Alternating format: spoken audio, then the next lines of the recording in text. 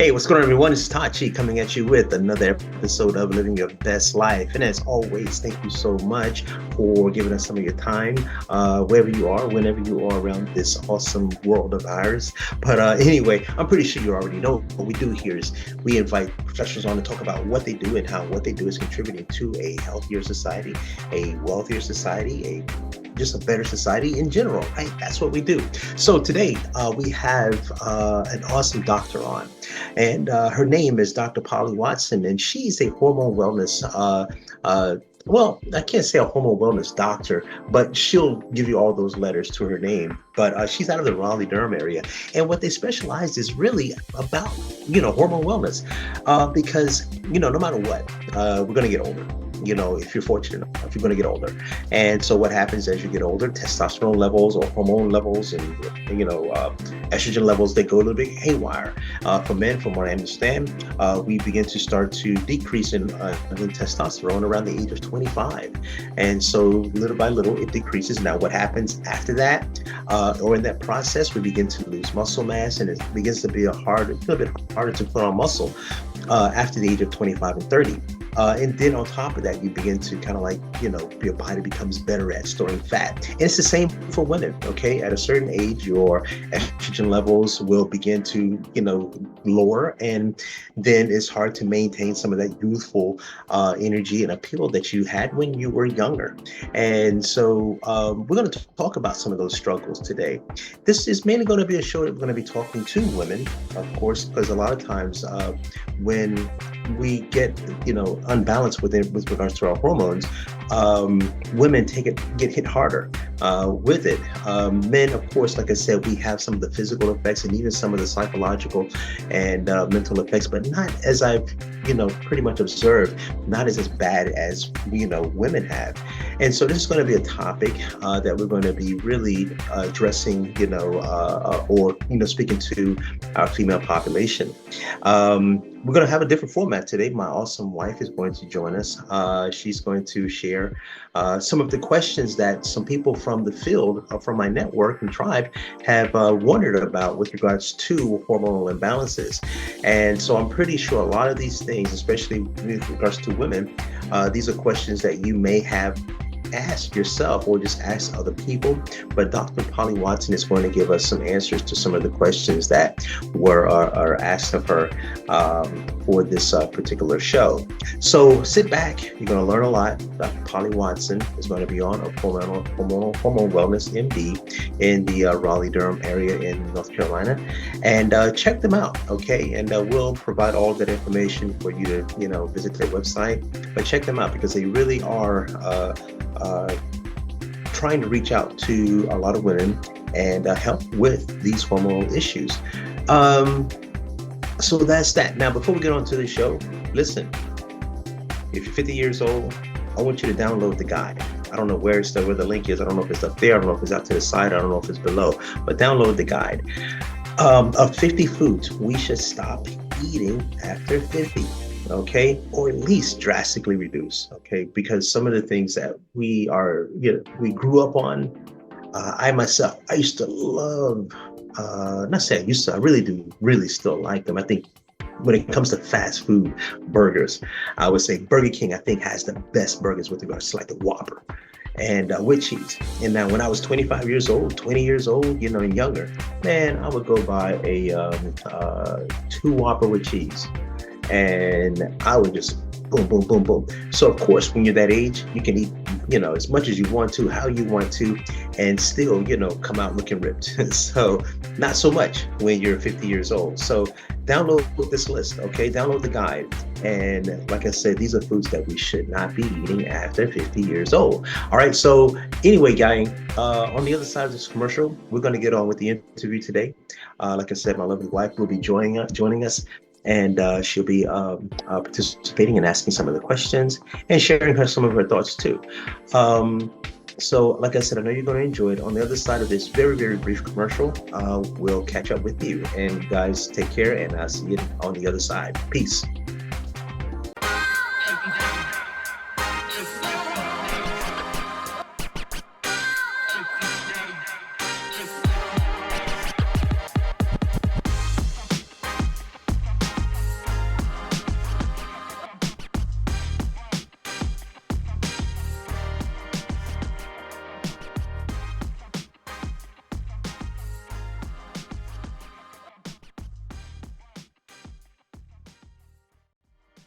And so, welcome back, everybody. Listen, like I said, we have an awesome show. Why? Because we have two awesome ladies that are going to be talking to us this afternoon about hormonal health. Like I said in the intro.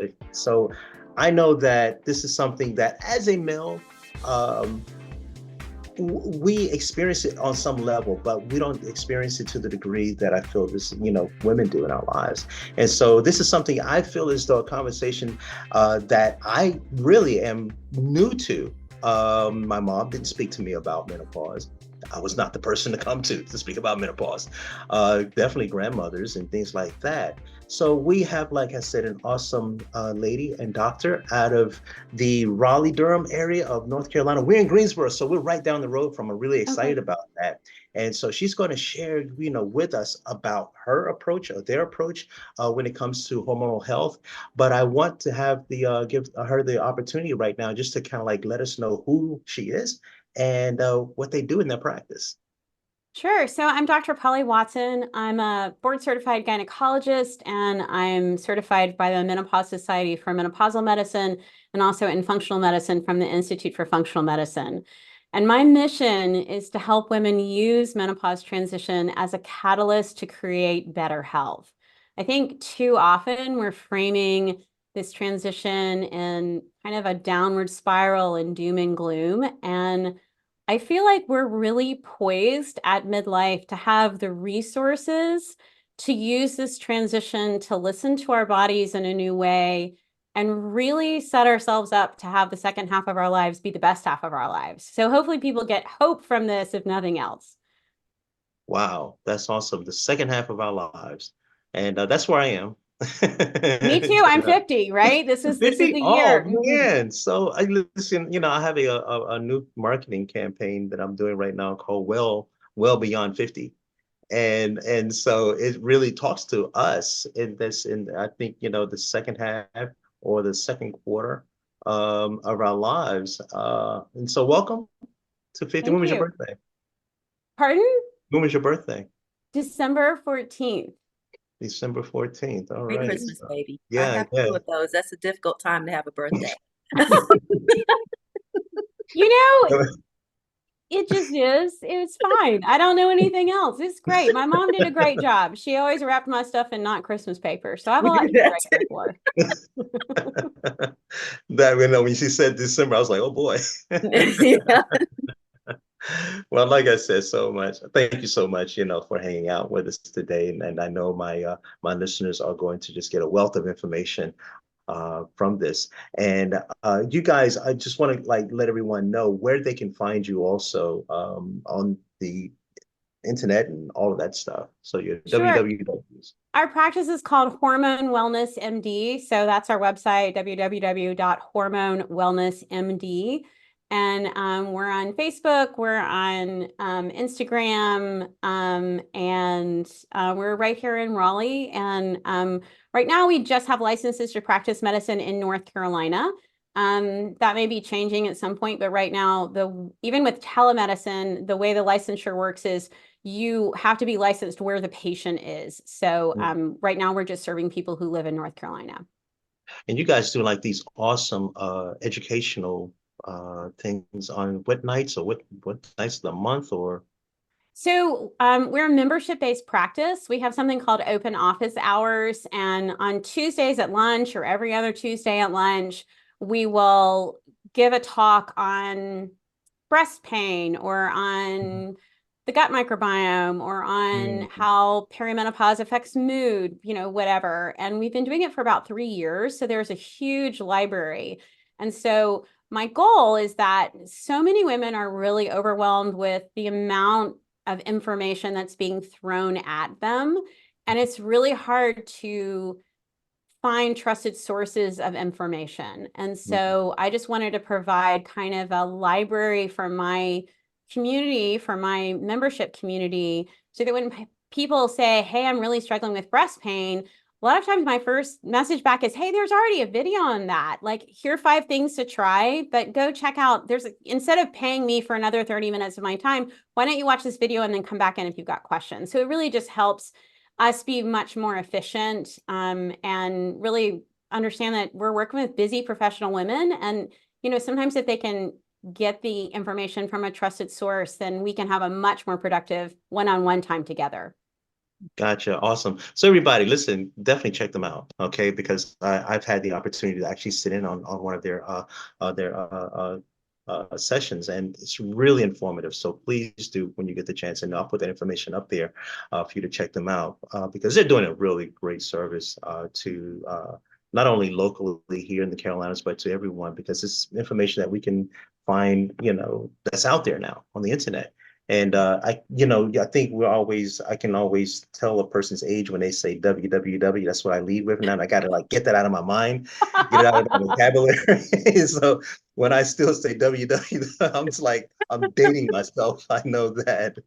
So, so Doc, in setting us up for today, one of the things that I wanted to make sure is that I put a questionnaire out to the women in my network, and I asked them, what are your pressing questions? What are your thoughts about, what do you want to know about hormonal imbalance? What do you want to know about HRT? What do you want to know about menopause? Because I'm going to have this awesome doctor that's going to come on and share, and she's going to answer your questions. So I want to kind of like set up the show here today by running some questions, from those from my listeners, and if you can just give some, share some insight or some light on those answers of those questions, that would be totally awesome.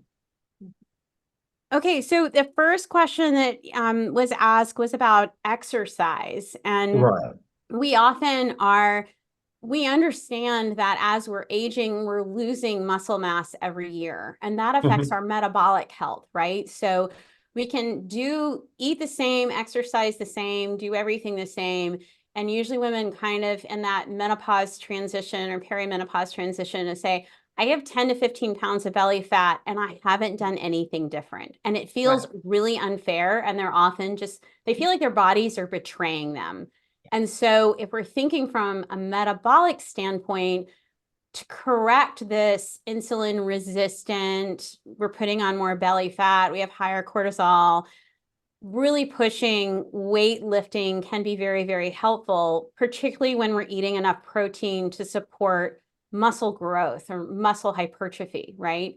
Mhm. Now, I think it's really important, Todd, and I'm sure you would support this in your community, is that it's really hard to throw heavy weights to someone who's never moved in their life, right? So I think Yeah. we need to personalize this, and in weightlifting activity might be teaching someone how to do a proper squat with no weights, right? They might Right. start with body weight, and that might be the absolute best place for them to begin. So Mhm. we don't want to say everybody needs to go pick up heavy weights if they have really poor posture, they've never moved in their life, they may need some support. But typically we're thinking about pushing weights, lifting heavier weights, and maybe for you, that's just your body weight, Mhm.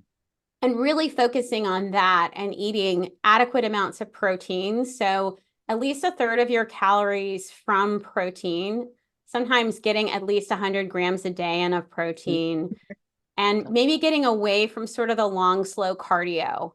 Mhm. Um, Not that going for a walk with your friends isn't great. That's fantastic. Any movement is fantastic, right? We're in a culture that's not moving nearly as much. So you never want to take away someone's movement. Yeah. Um, but we might add some weights to that walking plan, and maybe really think carefully if we're thinking about things like high intensity interval training. And before we just kind of say everybody should do HIIT workouts, we might say, hey, how's your sleep? Right? If someone's sleep is really disrupted, maybe the other fun thing that's happening at midlife is we're the sandwich generation. We've got aging parents to manage. We've got kids that we're trying to launch. And if someone's under a lot of stress, then maybe you're not pushing high intensity interval exercise. Maybe you're just starting with weights. So I think there's really space to personalize, but I completely agree with you that we're really pushing weights and adequate protein at this transition time. Yeah. One of the things that came to mind, and I don't know if the question is down there, and if it is, fine. But when you talk about stress and lack of sleep, so cortisol levels, does that impact how any, how it might, does it impact your hormonal imbalances with regards to menopause and things like that, or can it?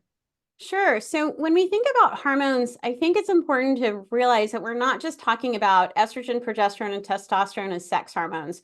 We're thinking about thyroid hormone, we're thinking about insulin, we're thinking about cortisol or stress hormone, and they all are kind of in this symphony together. Or maybe like a Mm. cat's cradle, like I'm going to date myself again, right? When back in the olden days when we used to play with a piece of string, if you Yeah, I know. pulled on one piece of the string, you affected everything, right?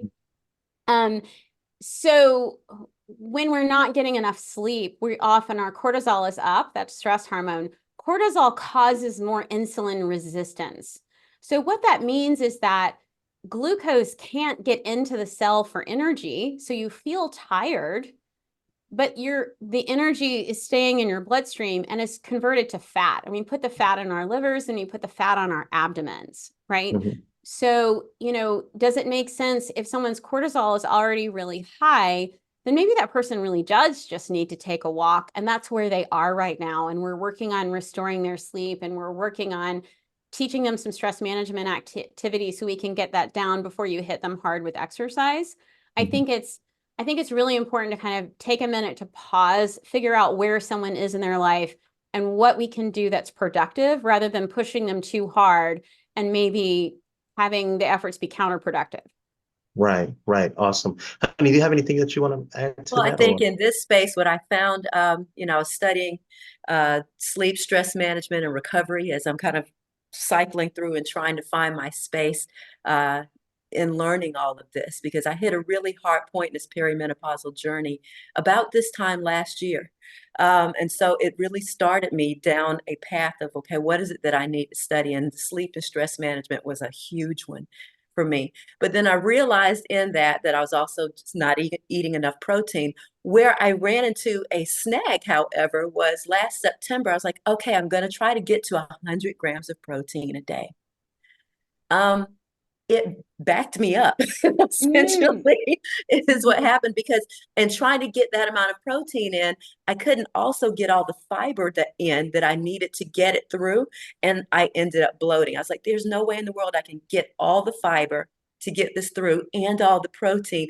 How in the world do we make this happen? Because then I felt like I'm carrying not just the belly fat, but the bloating on top of that. right, So right, is there any way around that? Because I'm like, wow, I can't do both here because I feel like I'm really overeating. If I'm listening to my cues of am I still hungry? My right, body's saying stop, but right. I've got to get this in. So are there any other ways to mitigate that? Um, are we allowed to talk about brands here or not? Do Oh we yeah, not want to yeah. mention No, brands? that's Please, totally fine. please. Yeah, Yes. yeah. Okay. Okay. So, I eat mostly protein and vegetables. I'll add complex carbohydrates when I'm exercising more. So if there's a day that I'm not eating and not moving as much, I'm not going to eat as many carbs. If I'm really moving a lot, I'm going to fuel my workout and have some more carbs. Mhm. Um, so I typically have a smoothie in the morning and I have 38 grams of protein in the smoothie. I Mhm. have 20 grams of collagen, and then I have something called Four Sigmatic. Protein powder. It's cheap. Seen that one. It's, all that. And it's got the Mhm. mushrooms in it. It's got that almond milk, spinach, avocado, and berries. And so I kind of leave the house with fruit, vegetable, calcium source, fat source, protein source. I'm done. That's breakfast. And Mhm. then usually the rest of the day is kind of a plate of vegetables with a palm size amount of protein on it. And usually I do okay just with that. Like yesterday, I didn't bring my lunch to work and it was a busy day. I ran to Trader Joe's and I got a bag of kohlrabi noodles. I Mhm. got one of the kale pesto thing. I had a jar of sun-dried tomatoes and maybe I had a can of sardines and I heated up my noodles and put the pesto on it, threw the sardines and the sun-dried tomatoes on it. I had a plate of protein and vegetables and I'm good to go, right? Mhm. Um, so you don't have to be like in the kitchen all the time.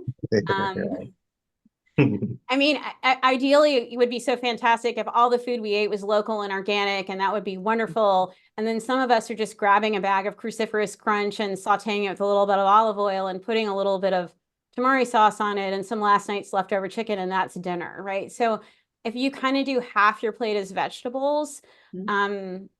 maybe I have a bigger appetite than you. I don't know, but I do okay with that. And then the half of the plate being vegetables really helps keep things moving.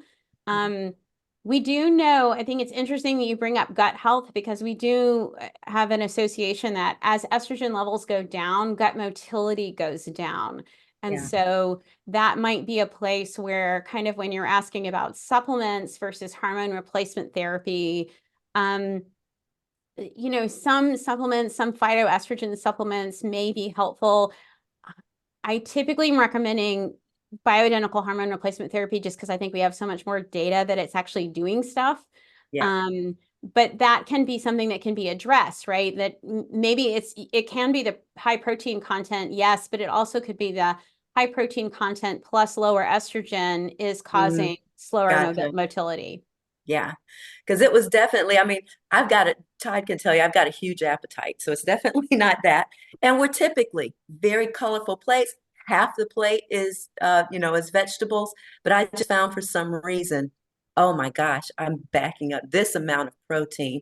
Even if it was, yeah, part of it being a smoothie or in a shake, most of the time I use a plant-based protein that also has the stuff that's good for my gut. That's also, it has a little bit of everything. It's got added greens. We're putting greens in there. And I was still I'm like, wow, Mm, something's not processing the same mm-hmm, way. And it took me a couple of months for my body to readjust mm-hmm, to get mm-hmm. out of that bloated space. And so that's interesting. Thank you for sharing that. It could just be, because the estrogen at that point in time was low, that I Mhm. was having a difficult time with it.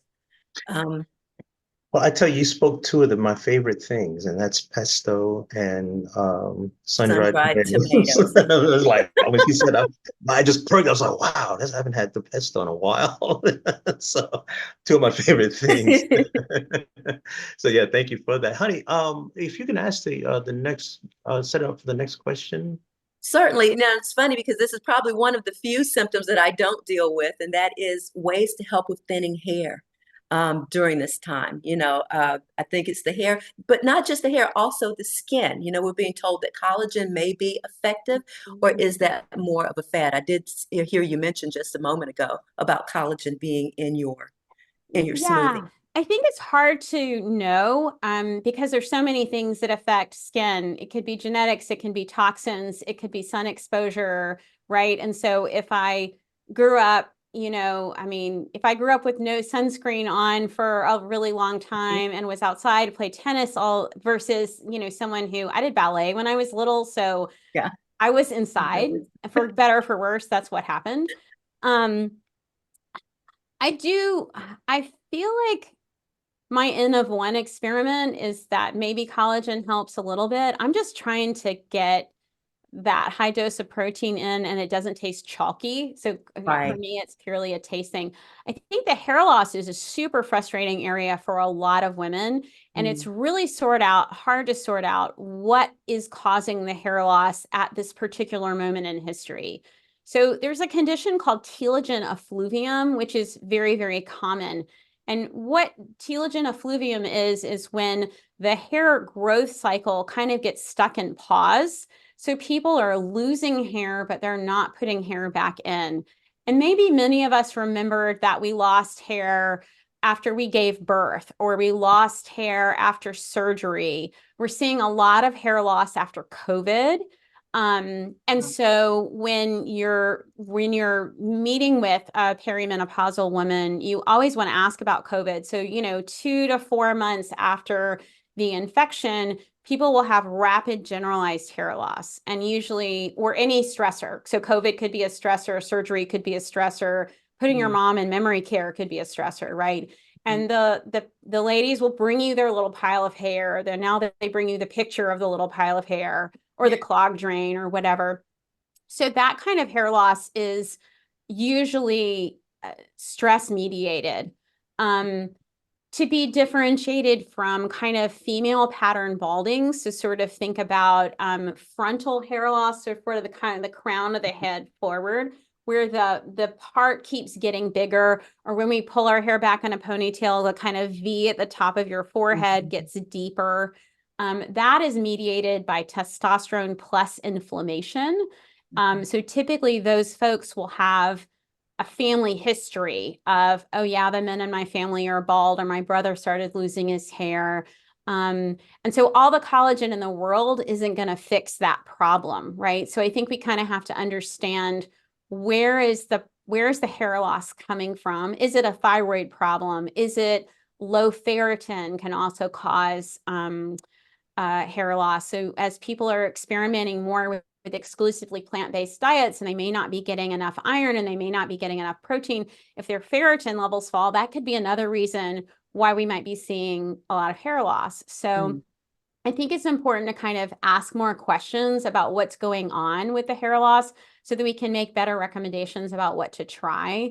Because I think so often we're just saying, here, take this, and we haven't asked those questions, which we want people to take to be helpful. Fantastic. Thank you. Man, there's so many things, tied in. I'm listening, I'm saying, wow, this is really deep.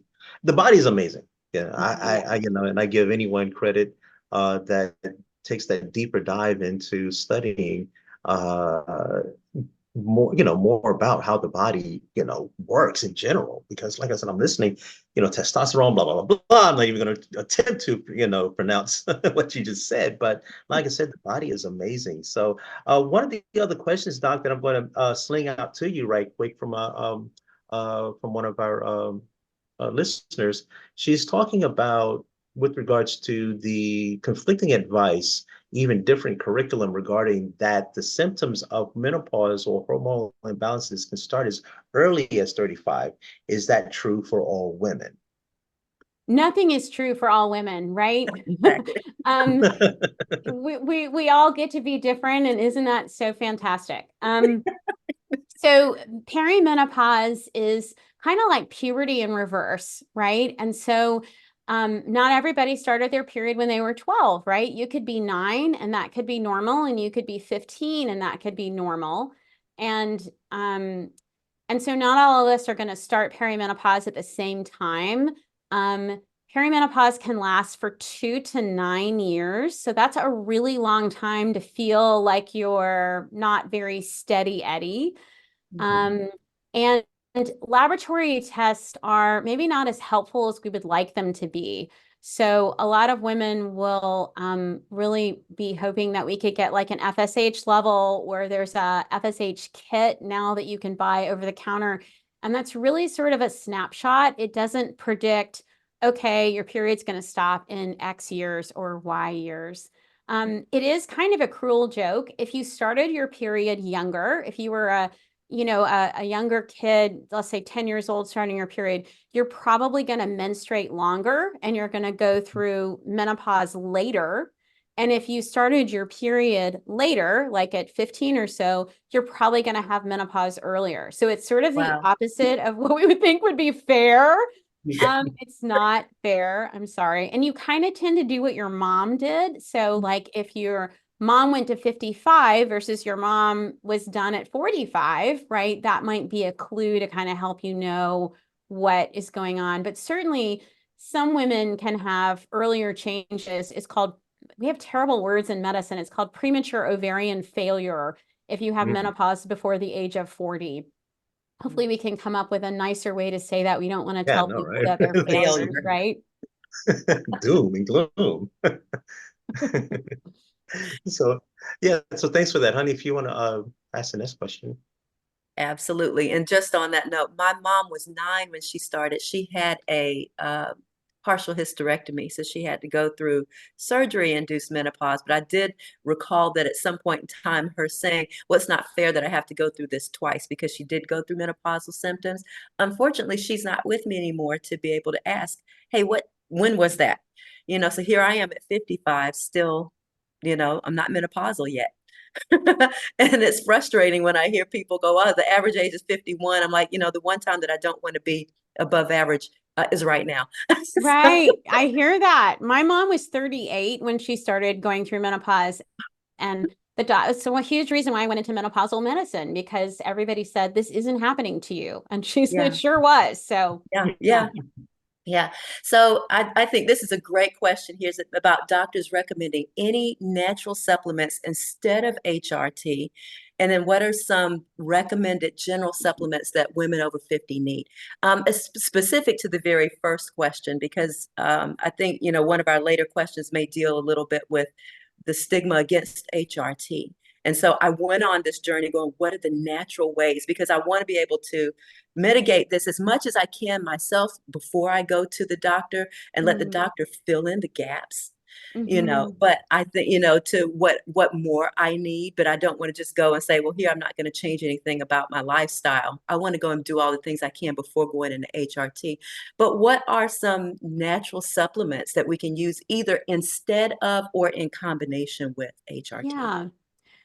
So I'm certainly not anti-supplement at all. I think that there are some great supplement companies, and then there's some companies that maybe have less quality about them. I think the thing, I'm kind of a both and girl. So as we're going through perimenopause, we're starting to lose bone mass now.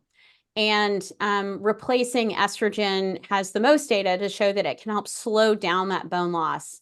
We're still learning about estrogen's effect on the brain and estrogen's effect with neurocognitive decline later in life, like dementia, right? But there was a paper that discussed starting hormone replacement therapy before the final menstrual period, that could offer some neurocognitive protection.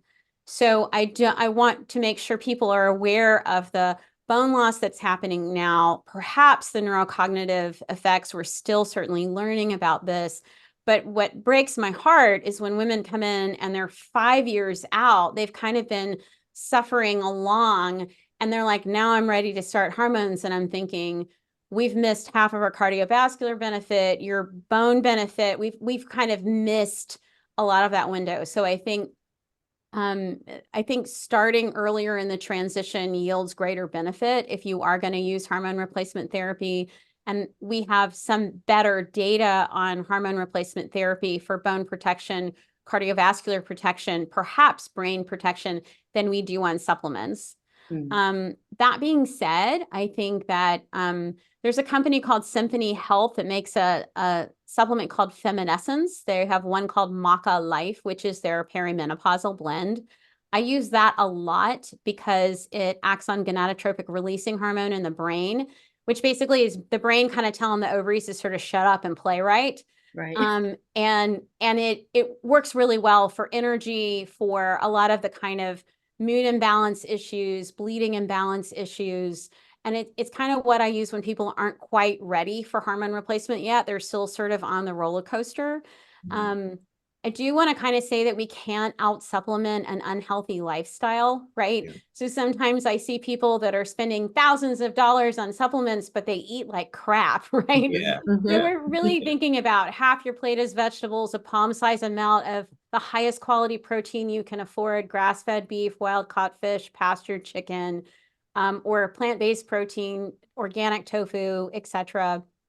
2 fingerfuls of healthy fat, avocado oil, olive oil, nuts, seeds, those kind of things. And then kind of an ice cream scoop of complex carbohydrates, sweet potatoes, quinoa, whatever. So I use a fair amount of Feminescence in the perimenopausal women. I think a multivitamin is a reasonable thing to take. I take 5,000 IUs of D3 with 100 micrograms of K2 every day. I don't get a lot of sunshine. And even when I do get a lot of sunshine, my vitamin D levels don't come up. So vitamin D is helpful for your immune system, sleep, joints, those kind of things. Beyond that, some people are taking probiotics. I think there's some great probiotics out there.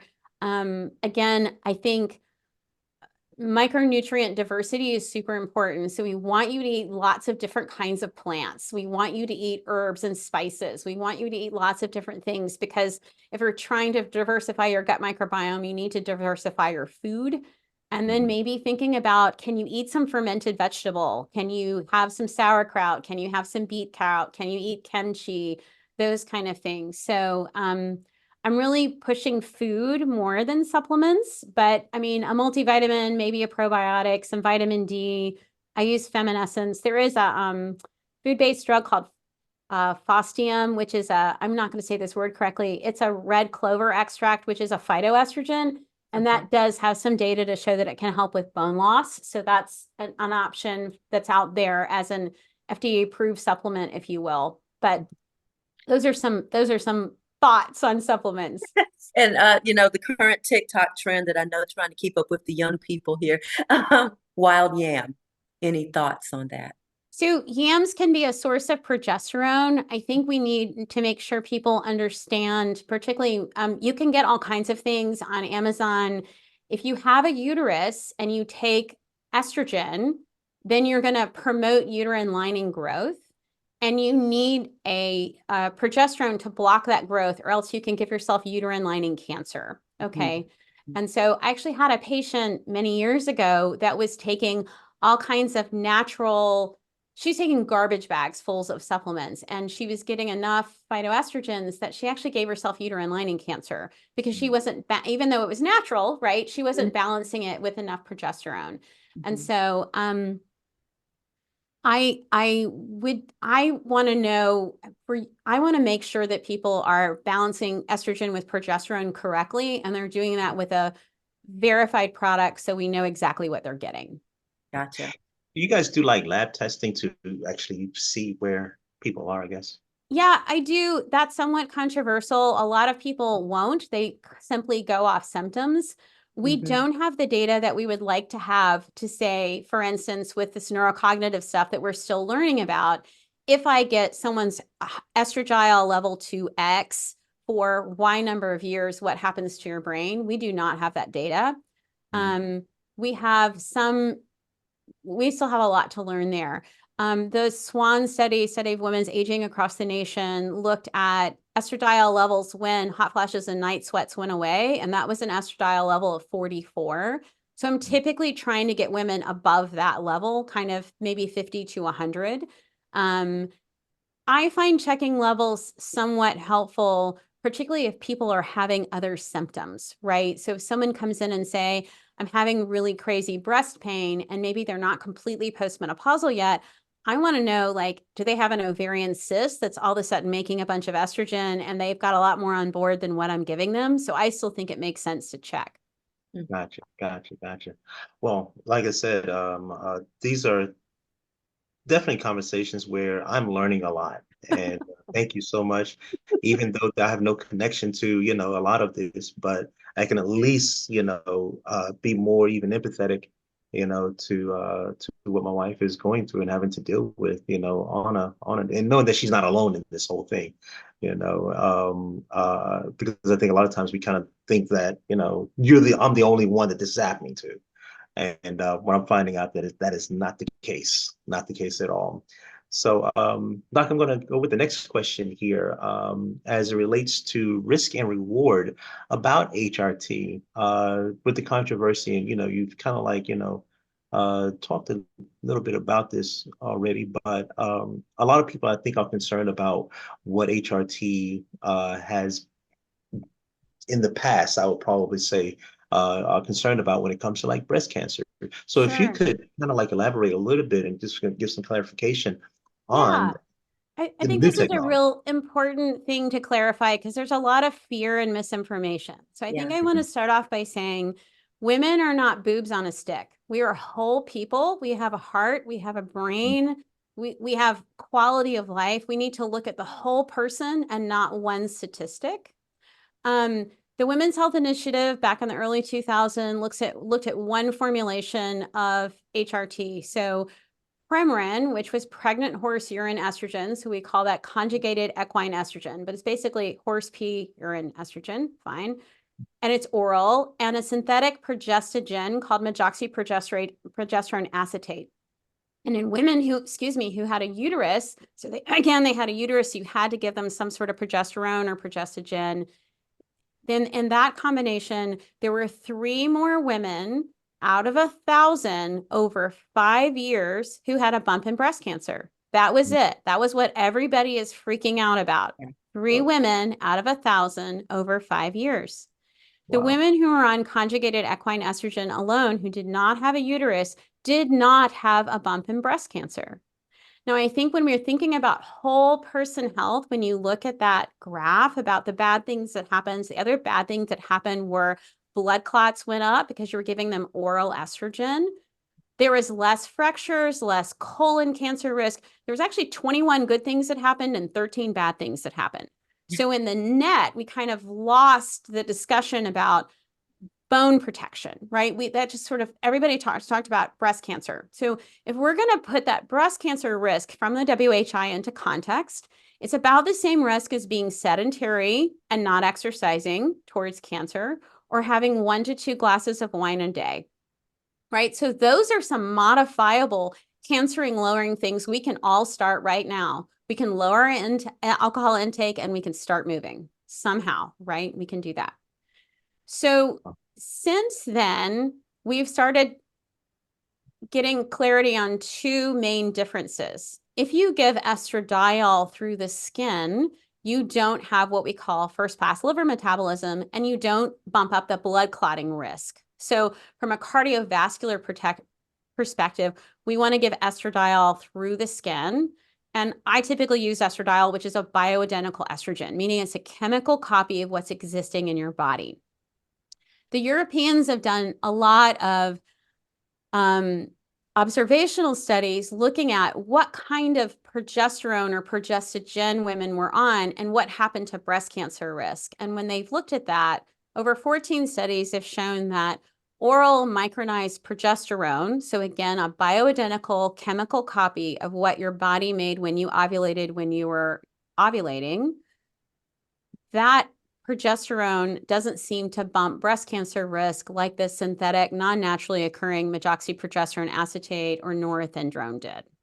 So we can never tell anybody there's zero cancer risk, right? We live in a super polluted world. We have Yes. super weird, we are not following sleep-wake cycles. We're not following circadian rhythms. We're All polluting out our of whack. environment. We're polluting our food supply. We have really stressful lives, all the things, right?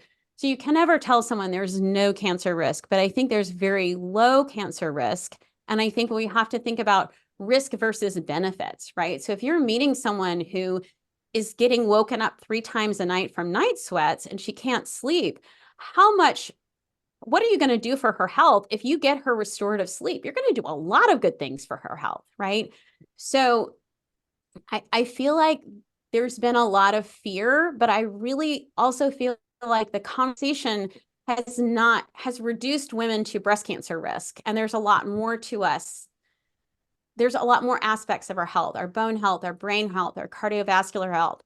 And I just sort of feel like it's a very straightforward decision based on updated information. And Wow. I'll just say one more thing. The Menopause Society basically says that benefits outweigh the risk for the first 10 years of use and or the age of 60. So this is not just me saying this. The Menopause Society sort of backs up that we've really got, if someone's earlier in their transition, benefits outweigh the risk. So I hope that helps people who might be feeling really anxious about this to say, wow, okay, this is about the same risk of not exercising. Yeah. Yeah, Yeah. that helps a lot because it was this time last year, and I said I hit that really hard wall. I've been having perimenopausal symptoms up to an extent, but then last year it was like boom, everything, all the things Right. started, the moods, oh gosh, the depression, so many things. And I remember an older lady in our congregation who's just come through breast cancer, and hers was because she's got a little bit more of a propensity in her family for breast cancer. So she did end up with breast cancer, but she kind of equated it to that. And so she was like, try not to go on this if you absolutely can, if it's at all possible. So I was looking for all of the natural ways to do it. But then as I started listening to people and they were talking about, yes, all the benefits, because when we drop in estrogen, there is cardiovascular, there's brain health, there's gut, there's everything is affected by that lack of estrogen. So we do have to do something. And it kind of shifted my thinking a little bit. And I read that same study and the results, where it was like, oh, this was such a minute thing. So it did lead me down a path of going towards bioidentical hormone replacement therapy. So if you could tell me the differences between traditional hormone replacement therapy and bioidentical hormone replacement therapy, how do you determine the correct mixes of these things for what each woman needs? And then the most effective application, because I've got one person saying, oh, try the pellets, try the topical, do the oral. How? Okay. So estradiol, so bioidentical means that it's a chemical copy of what exists in your body. So there's a common misunderstanding that it has to come from a compounding pharmacy, that you can't get an FDA approved bioidentical. So estradiol is a bioidentical hormone. You can get an FDA approved, your insurance will cover it. It doesn't have to cost hundreds of dollars each month. You can get a patch, a gel, a spray. You can get a ring you put in your vagina. All of those things are bioidentical estradiol. And we usually want to do estradiol through the skin or through the vagina, okay? Because we want to avoid that increased risk of blood clotting that comes when we take estrogen orally. Progesterone, the studies that have shown that progesterone can protect the endometrium were all done on oral micronized progesterone. So again, progesterone is a chemical copy of what your body makes when you ovulate. A progestogen would be like norethindrone acetate, medroxyprogesterone acetate. Those are progestogens. They sit in the progesterone receptor, but they're not actually progesterone. So again, you can go to the regular pharmacy and get oral micronized progesterone. When you take in progesterone orally, I think this is really important, Jennifer, when we're thinking about the mood aspects around menopause transition. Most of us are feeling, I don't know about you, friend, but I'm a little pissed off. I'm a little reactive, right? Yeah. Like bandwidth is shrunk, right? Zero to saying a bad word gets faster, right? So if you have oral micronized progesterone, it's going to go to your brain and make something called GABA, which is an inhibitory neurotransmitter, which is going to help with anxiety. It's going to help with sleep. It's going to help with that sort of reactive feeling. And a topical transdermal progesterone isn't going to do that. So typically we want to use estradiol as our estrogen through the skin, oral and micronized progesterone orally. But I think it's important to realize that you can get an FDA approved at the regular pharmacy bioidentical. They're not, you don't have to compound. Gotcha. And are there any big differences between just traditional HRT and bioidentical HRT? Because I know you said you kind of tend Yeah, towards so that. I don't know that a lot of people are really prescribing Premarin or Prempro anymore. I kind of know what I know, and I don't know what other people are doing so much. There is something called the Combi patch, which is estradiol patch and a norethindrone, a progestogen, right? And so I wouldn't choose that because I know how fantastic, like I am so much nicer when I take my progesterone. I cannot tell you, I'm a different person, right? And so because I've personally experienced the benefits of that, I'm never going to prescribe the non-natural stuff because it just doesn't work the same on the brain, and that helping that reactivity, that anxiety, helping improve sleep quality, all those things. Yeah, Awesome. fantastic. Thank you. So, Doc, we're coming in on the last question, and once again, thank you so much for hanging out with us this afternoon. So, the one last question that we do have is in my area when it comes to weight loss, and the question is: weight loss after menopause is incredibly difficult for some. What are some of the reasons we don't see the scale move despite all the effort? And Right. what can we do? Yeah. So I think we can, I think we can do a lot. And I think we really want to focus on metabolic health, right? So a lot of women are really focused on the scale and what the scale is saying. And I would love it if we could give women some permission to break up with the scale a little bit. Yeah. So what's your hemoglobin A1C? What's your blood sugar control over the last 3 months? What are your triglycerides? What's your cholesterol look like? What does your blood pressure look like? Are we hitting good numbers there? Most of us are becoming more insulin resistant. So many times we're lowering carbohydrates. The problem and the balance that I think you've alluded to is all of the things we tell women to do to lose weight. We tell them to lift heavy, to do HIIT, to restrict carbs, and to fast. All of those things raise cortisol. When we raise cortisol too much, it becomes deleterious. High cortisol causes more insulin resistance, and then we can't use our fuel as fuel anymore, and we're turning it into fat. So we really have to individualize. Where are you on stress management? Where are you on sleep? And we're not pushing people beyond where they're at right now. I think if we could give some women some agency back and say, we want to help you find the right plan for you. This is going to be trial and error, but we really want to find a personalized program. We're not going to say everybody only gets 50 grams of carbs a day. I think that's really artificial. I think if you swim 2 miles a day, you need more than 50 grams of carbs, Yeah. right? Like what are you doing? How is your sleep? All of these things. We use a lot of continuous glucose monitors to really help women see what they're doing, how their food affects their sleep. And I think the other thing you can see from that is maybe your problem is stress. Maybe it's not food. So maybe you're eating chicken and vegetables, but you're still spiking because you're pissed off at your teenager because they didn't come home from dinner or whatever. I don't know.